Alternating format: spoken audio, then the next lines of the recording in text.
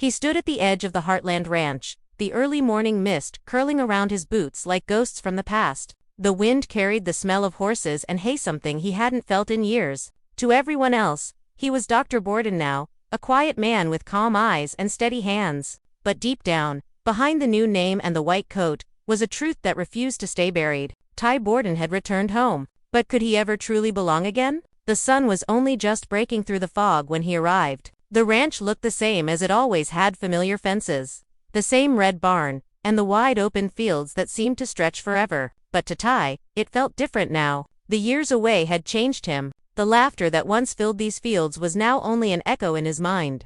And the warmth of the place he used to call home was hidden behind the chill of uncertainty. He stood still, hands in his pockets, watching the horses run across the pasture. Their freedom reminded him of who he once was, before the years of loss, pain, and silence. In town, everyone spoke about the new vet, Dr. Borden. They said he had a gift with animals, a calm presence that could settle even the wildest horse. But no one knew where he came from. Some whispered that he'd been through something tragic. Others said he preferred to keep his past a secret. Ty didn't listen. He couldn't. Every word about Dr. Borden felt like another wall he had to build to protect what was left of his heart. He had told himself he wouldn't come back here, not to Heartland, not to Amy. But fate has its way of pulling us home, especially when we try to run. When a local rancher needed help with a sick mare, Ty didn't realize until it was too late where the call would lead him. The directions brought him right to the familiar gate with the faded Heartland sign swinging in the wind. His hands tightened on the steering wheel. The name alone made his chest ache. For a moment, he thought about turning back, but something stronger kept him there. Inside the barn, everything smelled like memory. The hay, the wood, even the dust in the air carried pieces of the life he'd once lived. He closed his eyes for a second, letting it all flood back: the mornings fixing fences with Jack, the sound of Amy's laugh echoing through the stalls, the feeling of home that once filled every part of him. But he couldn't stay lost in the past. Not now. Not when the truth could destroy everything. Ty took a deep breath and stepped forward. Each step felt heavier than the last, like the ground itself was pulling him back. He saw the old saddle hanging on the wall, the initials TB, still carved into the leather. His fingers brushed against it before he quickly pulled away. That man was gone. Ty Borden didn't exist anymore. Only Dr. Borden did. And yet, as he stood there, he felt the pull of something he couldn't explain. It was as if the walls of Heartland recognized him, as if the land itself knew who he really was. For a brief moment, he imagined Amy walking through the barn doors, her hair catching the light just like it used to. He could almost hear her voice calling his name. But when he opened his eyes, there was only silence, and the weight of secrets pressing on his chest. Outside, the horses ran freely, their hooves striking the earth in rhythm. Ty watched them with quiet envy. They didn't have to hide who they were. They didn't have to pretend. He wondered what Amy would say if she knew he was still alive. Would she be angry? Would she forgive him? Or had time erased what they once had? He didn't have answers, only the ache of a love that still lived somewhere deep inside him. As the morning grew brighter, the mist began to fade, revealing the full beauty of Heartland. Ty stood there for a long time, his mind fighting a battle between the man he had become and the one he used to be. Somewhere behind him, the ranch doors creaked open. He turned slightly but didn't move. For a split second, he thought he saw a familiar figure in the distance: Amy, standing near the fence line, looking out toward the hills. His heart stopped. She hadn't changed. And yet, everything had. He took a step back, his pulse racing. If she saw him now, what would he say? "I'm sorry" wasn't enough. "I missed you" didn't begin to cover the years he'd lost. So he stayed still, hidden behind the quiet, letting the moment pass. This wasn't the time. Not yet. For now, Dr. Borden had work to do. And Ty Borden had to stay a ghost. The air inside Hudson Animal Clinic was cool and smelled faintly of antiseptic and hay. It was a place that had seen hundreds of story-sick foals, broken legs, anxious owners, but none as strange as this one. Behind the counter stood a man everyone in town had come to know as Dr. Borden. His calm hands worked with quiet confidence as he prepared a set of instruments. To the staff, he was steady, reliable, and kind. To the animals, he was a healer. But inside him was a storm, one that whispered the name he no longer dared to say. Ty. Every morning began the same way. He'd unlock the clinic, let the light spill across the cold tile floor, and remind himself that this life, this version of himself, was safer. Dr. Borden didn't have ghosts, or promises left He didn't have Amy's smile haunting him in every quiet moment. He had purpose, and that was enough. Or at least, it was supposed to be. That morning, the clinic phone rang just as he was finishing up with a patient. "Emergency case coming in," his assistant said, her voice a little breathless. "A horse from Heartland. It's serious." The name hit him like a spark. Heartland, the one place he never wanted to hear again. Yet the one word that still made his heart twist. He swallowed hard. "Prepare the stall," he said softly. "I'll handle it." Moments later, the sound of hurried footsteps filled the clinic, followed by the familiar rhythm of hooves clattering on concrete. The door swung open and she was there. Amy Fleming. For a moment, time forgot how to move. She looked just as he remembered, her hair tied back, her eyes full of determination and worry. Her hands held the reins of a trembling mare. Ty froze, every instinct screaming to look away, to keep the secret safe. "Please," Amy said, her voice trembling slightly. "She's losing strength. I can't lose her." He nodded quickly, stepping forward, forcing his breathing to stay even. "We'll do everything we can," he replied, the words careful and measured. He couldn't let his voice betray him. As he examined the mare, Amy stood close, watching every move he made. His hands were gentle, precise, almost too familiar. She noticed the way he murmured softly to calm the animal, the same tone Ty used to have when speaking to Spartan. Her heart tightened, but she shook the thought away. It couldn't be. Ty was gone. She'd made peace with that still. Something about this man unsettled her. When he looked at the horse, it wasn't just as a vet, it was as someone who understood what loss felt like. Someone who carried pain quietly. That feeling of knowing and not knowing lingered in the air between them. Ty focused on the task, keeping his eyes on the mare to avoid Amy's gaze. Every time she moved, his senses betrayed him. Her voice brought back memories of laughter under the old oak tree, of late nights in the barn, of whispered promises to never leave. His hands trembled once, only for a second, but he caught himself. He couldn't afford mistakes. Not now. When the treatment was done, he stepped back and removed his gloves. "She's going to be fine," he said softly. "Just keep her warm and rested for a few days." Amy's shoulders dropped in relief. "Thank you, Dr. Borden," she said, her eyes meeting his for a moment too long. There it was again, the flicker of recognition. A spark of something she couldn't explain. He forced a polite nod, keeping his distance. "It's my job," he replied, trying to sound detached. But Amy didn't move right away. She tilted her head slightly, studying him. "Have we met before?" she asked suddenly, her voice quiet, curious. "You seem familiar somehow." Ty's heart nearly stopped. He looked away, pretending to check his notes. "I don't think so," he lied. "I've only recently moved to Hudson." Amy hesitated, her brow furrowing. Something in his tone, in the way he avoided her eyes, didn't sit right. But before she could press further, the clinic phone rang again, breaking the moment. Ty turned quickly to answer it, grateful for the distraction. When he looked back, she was gone. Only the faint smell of hay and her presence lingered behind. Heavy and unshakable, he exhaled, leaning against the counter. His reflection in the metal tray stared back at him, same eyes, same hands, but a stranger's face to everyone else. He whispered under his breath, "You did the right thing. She can't know. Not yet." Outside, Amy loaded the mare into the trailer, still lost in thought. As she drove away, she couldn't stop thinking about those eyes, kind, familiar, full of something she hadn't seen since Ty. She shook her head, telling herself it was impossible, but the seed of doubt had already been planted. Back inside the clinic, Ty sat in silence. He reached into his coat pocket and pulled out a worn photograph of Jack, and himself, smiling under the bright summer sun. His thumb brushed over the edges, the paper soft from years of being held. "I'm still here," he whispered, voice cracking slightly, "even if no one remembers." And in that quiet moment, the line between Dr. Borden and Ty Borden blurred once more. The man who wanted to move on and the man who couldn't let go both lived inside him. And Heartland was the only place where they would.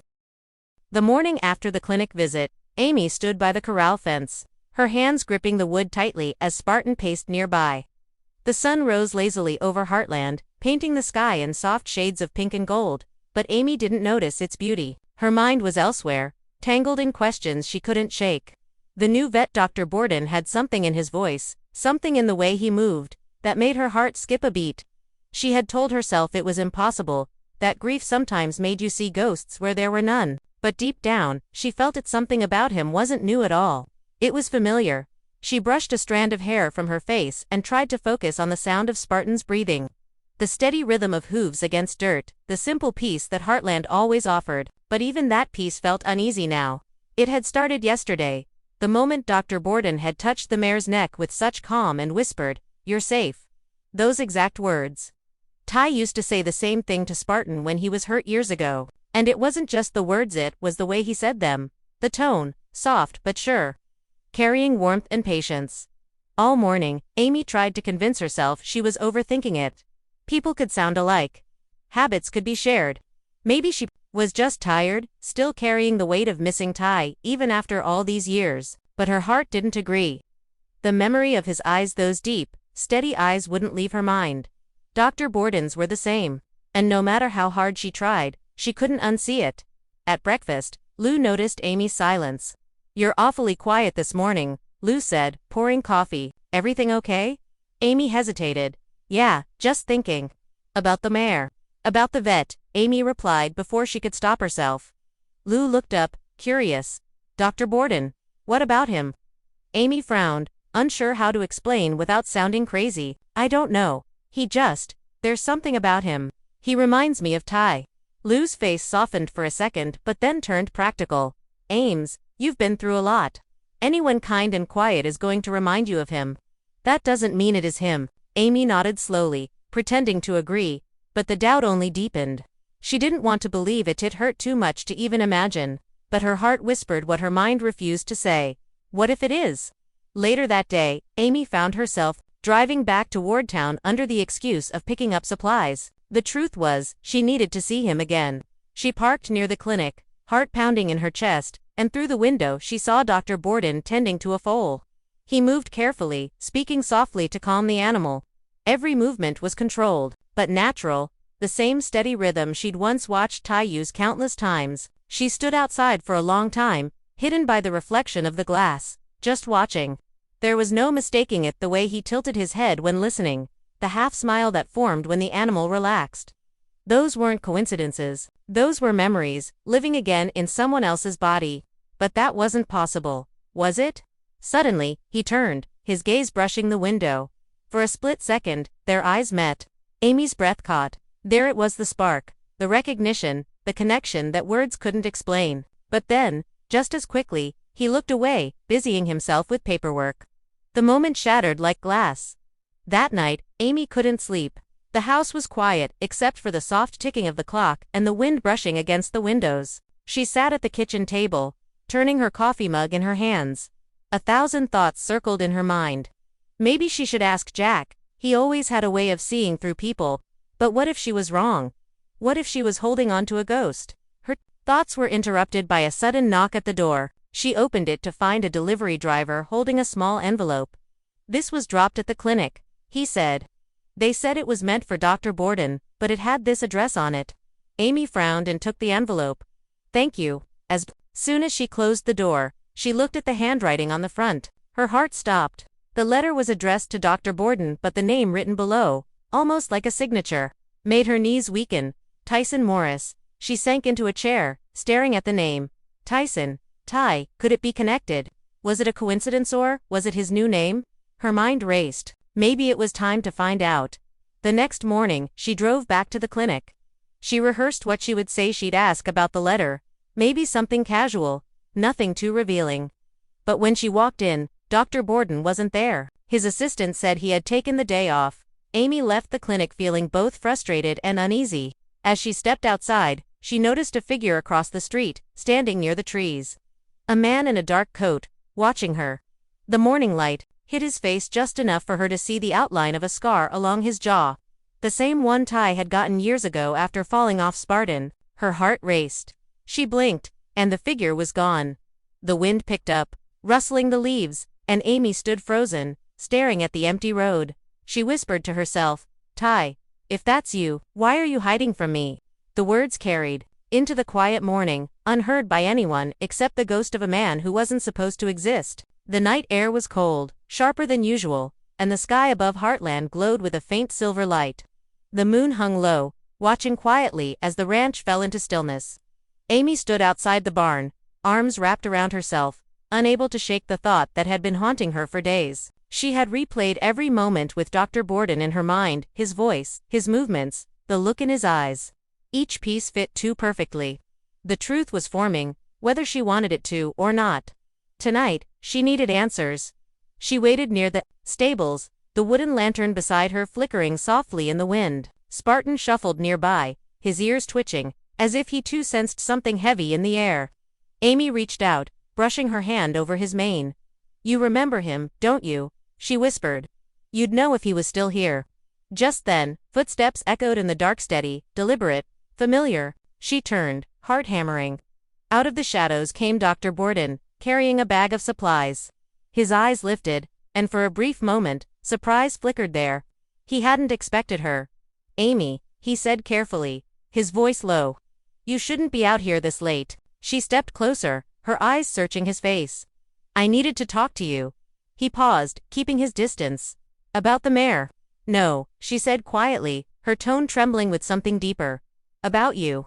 The silence between them stretched thin, like glass about to crack. The only sound was the restless wind weaving through the trees. "I found something," she continued, holding up the small envelope.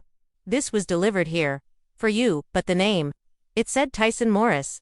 That's not just a coincidence, is it?" His jaw tightened, his eyes darkening. "It's just a mix-up," he said quickly. "Old paperwork. Probably." Amy shook her head. "Don't lie to me.